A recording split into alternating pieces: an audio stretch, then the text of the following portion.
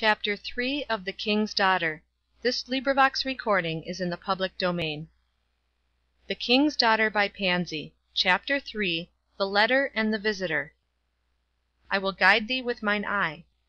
Before Dell had been at home a week she received, one morning, a letter from her Uncle Edward. She rushed with it to her own room, and fairly hugged it to her heart, and covered the soiled envelope and inky postage stamp with kisses before she set about devouring its contents. How delightfully familiar the smooth flowing letters looked. Boston, August 15, 18 .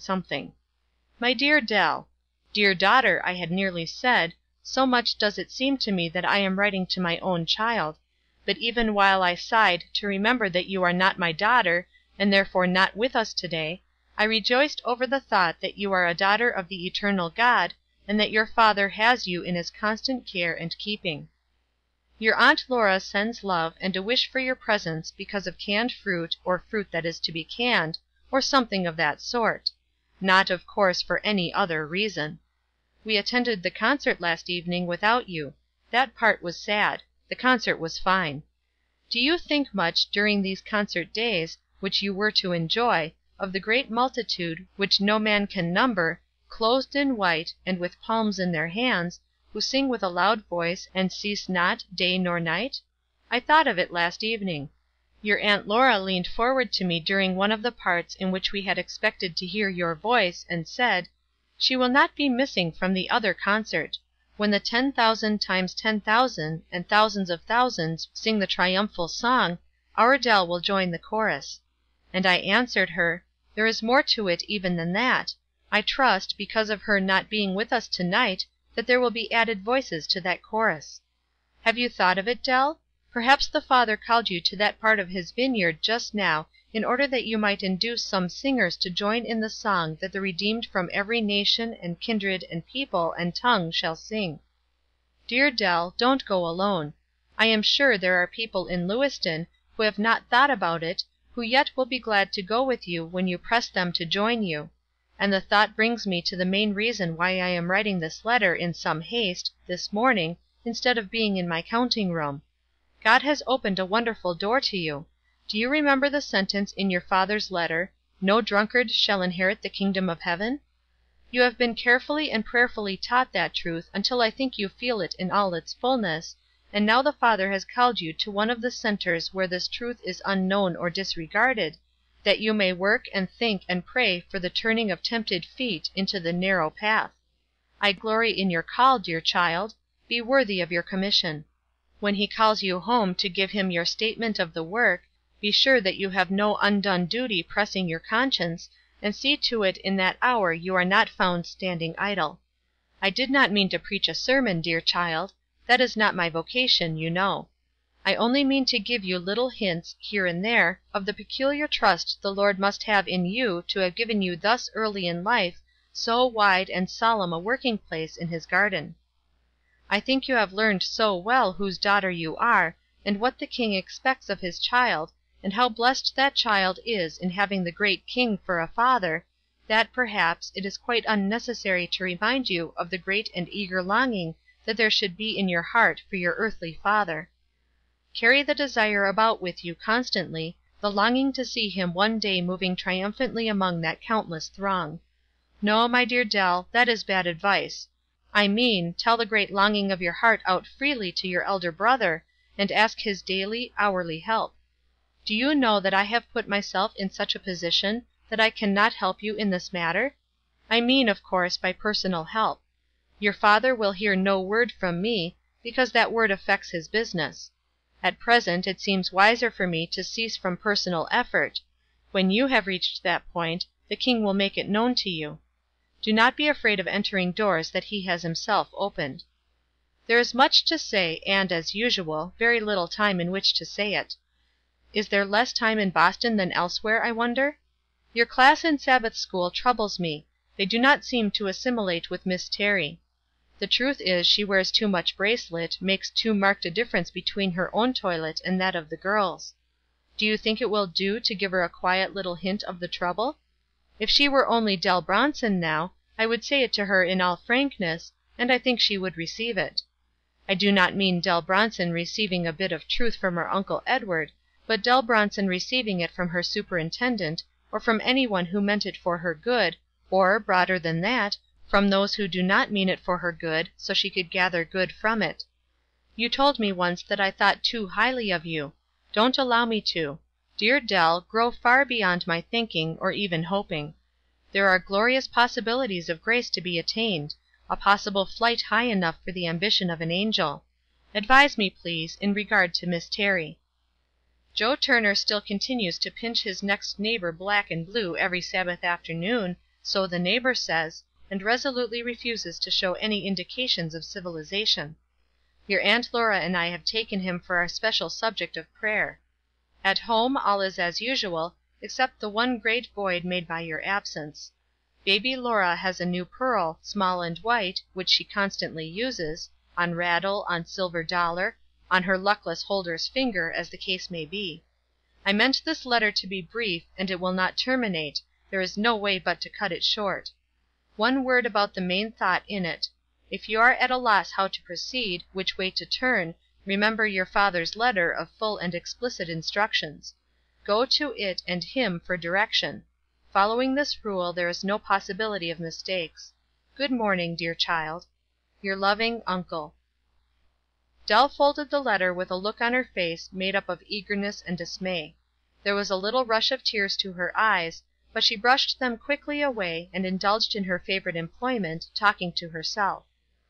What a singular letter that would be if it came from any one in this world but Uncle Edward! The idea of congratulating me upon the door opened for me! Now, my opinion would be that the door of temperance was shut, and bolted and barred. Who ever heard of the daughter of a rum seller living in a hotel preaching temperance? Dell's cheeks glowed as she spoke, and her lips quivered, yet this was the bare, undeniable fact, and such was her nature that she had to face disagreeable truths, plainly and firmly, in order to endure them at all. "What on earth am I to do?" she continued, with eager tongue. "If I were only a girl in a book, now, there would be no end to the wonders that I could perform. I should go on bended knees to my father, and with tears in my eyes implore him not to sell any more rum, and immediately he would shed tears, and promise to listen to my petition. Then we two would empty all the rum barrels, and convert the village, and then travel around and convert the world. That is the way book girls do; but, most unfortunately, I am not that style of girl; and even if I were, it would do no sort of good to beg my father to give up a money-making business. Did not my poor mother's pale face beg for that every day of her life? I wish Uncle Edward had been more explicit. He must be right, he generally is. But what in the world I can do for the cause of temperance, situated as I am at present, is more than I can imagine.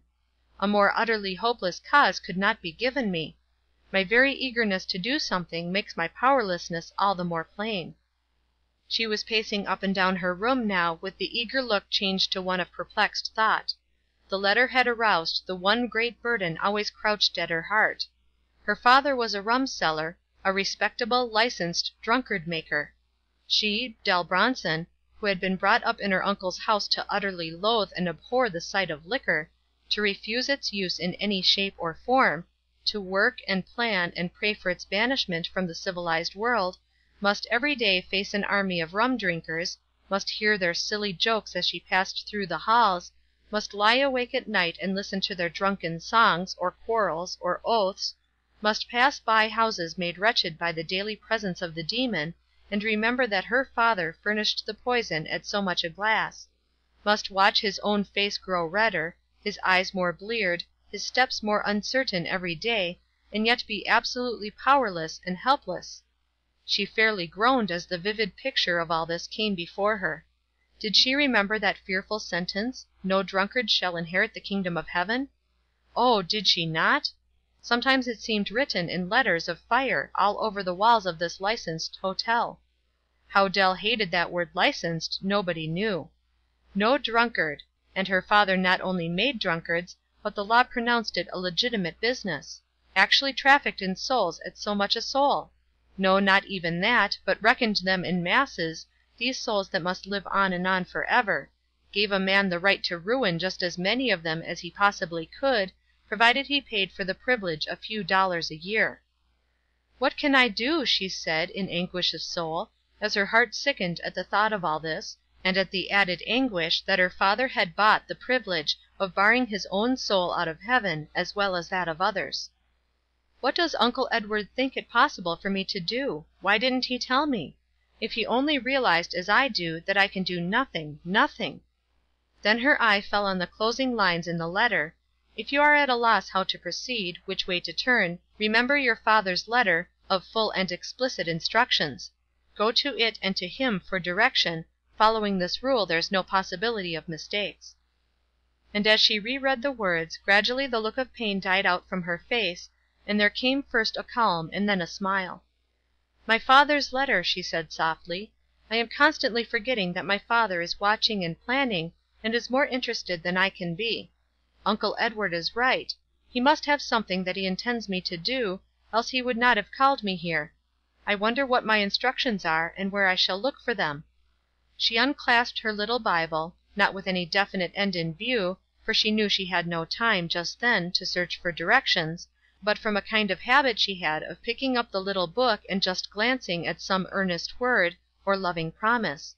But her whole face flushed and her eyes brightened as they caught the sentence: "I will instruct thee, and teach thee in the way which thou shalt go. I will guide thee with mine eye." The promise was not new to her; it only came suddenly home to her heart with that wondrous power that every lover of the Bible understands, a power that makes it seem as though those particular words were spoken just then by some wonderfully distinct voice, and spoken for you entirely and only. Dell instantly shut her Bible and dropped upon her knees, and the first sentences of her prayer were: "My Father, it is enough. I yield myself to thee. Instruct and guide me as thou wilt, lead where thou wilt. Thy daughter is ready to follow thee whithersoever thou goest. Ah, dear Father, perhaps I am not, I don't know, but make me willing, make all me that thou wouldst have me." 5 minutes afterward she was summoned to the tea room to see a caller.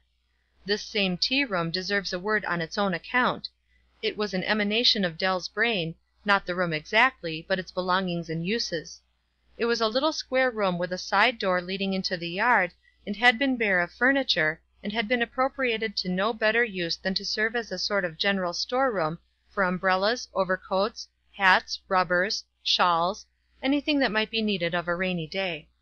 Dell had seized upon it, banished the rubbish to appropriate dark closets, dragged to light enough carpeting to cover its bit of floor, hung the windows in cream color, repapered the walls, brought from the attic an old table with 3 legs, coaxed the hostler into adding a 4th, covered it daintily with an old cream-colored curtain, brought from her mother's room an old worn chair, stuffed and padded its back, seat, and sides, and dressed it in cloth of the same creamy tint, filled the window seat with little pots of sweet-smelling flowers brought from her Boston home, strewn the table with bright inviting books, and altogether converted the former storeroom into one of the daintiest, softest, sunniest, and quietest of little rooms that her father, at least, had ever seen.